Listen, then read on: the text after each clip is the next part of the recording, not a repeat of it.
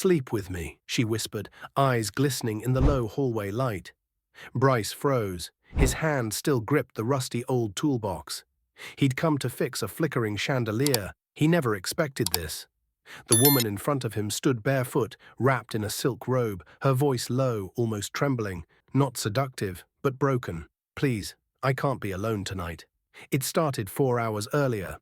Bryce was finishing his last job at the garage, just another busted alternator on a pickup truck, when the call came in. Some rich lady's power kept surging in her mansion near the cliffs. Nobody wanted the midnight call. Bryce was already pulling 12-hour shifts, greasy and dead tired. But the shop needed money, and his sister's tuition bill was due next week. He grabbed his tools and headed out. The mansion towered like a castle against the stormy night. No gate guard, no barking dogs, just silence and one flickering porch light. He rang once, then again. Then the door creaked open. She was stunning, icy blonde hair cascading over a silk robe, eyes tired and rimmed with mascara she hadn't washed off. "You're the electrician?" she asked. "Mechanic," Bryce corrected, "but I can fix lights too." Inside, the house felt more like a museum. Antique furniture, grand staircases, and a deep, heavy sadness in the air. "The dining room light won't stop flickering," she said, her voice echoing through the marble halls. "It's been driving me insane." He got to work, unzipping his worn-out tool bag while she poured herself a glass of wine. She offered him one. He declined. "Don't drink on the job," he mumbled. "Not anymore." She glanced over. "Not anymore." And just like that, the first crack of curiosity appeared. For the next 20 minutes, he focused on rewiring the chandelier, pretending not to notice her watching him. But he could feel her gaze, heavy and searching. Then she said it, softly like an apology. "You remind me of him." He looked up. "Your husband?" She nodded. "He died 6 months ago. Heart attack, right in this room." She laughed bitterly. "I used to hate that chandelier. He installed it himself, said it made the house feel warmer. It just feels empty now." The light stopped flickering. Bryce flipped the switch, perfectly steady. "Thank you," she whispered, voice cracking. "Most guys come, fix it, and run. You actually listened." Then came the silence, the kind that presses on your chest. "You don't have to leave yet," she added, stepping closer. "It's late. You look exhausted.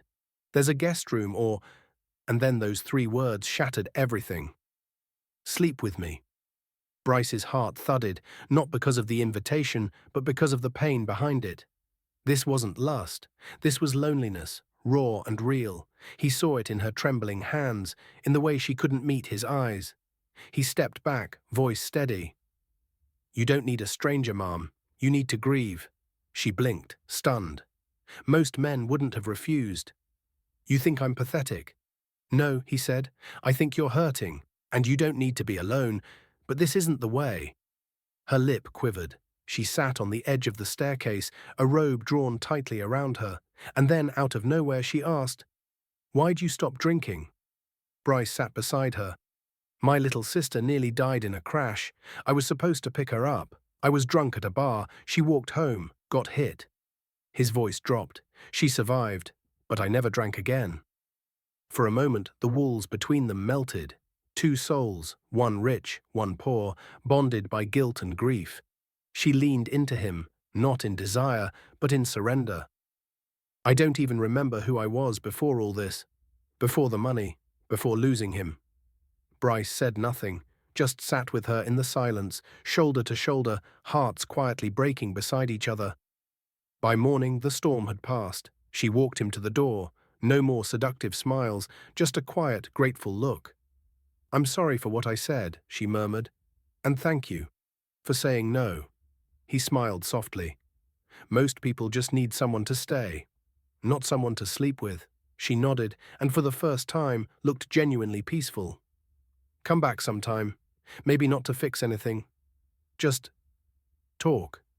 He turned back once before stepping into the sunlight. "I'd like that." That night, Bryce didn't just fix a light, he lit a flicker of healing in a stranger's heart. Because sometimes the bravest thing a man can do is walk away.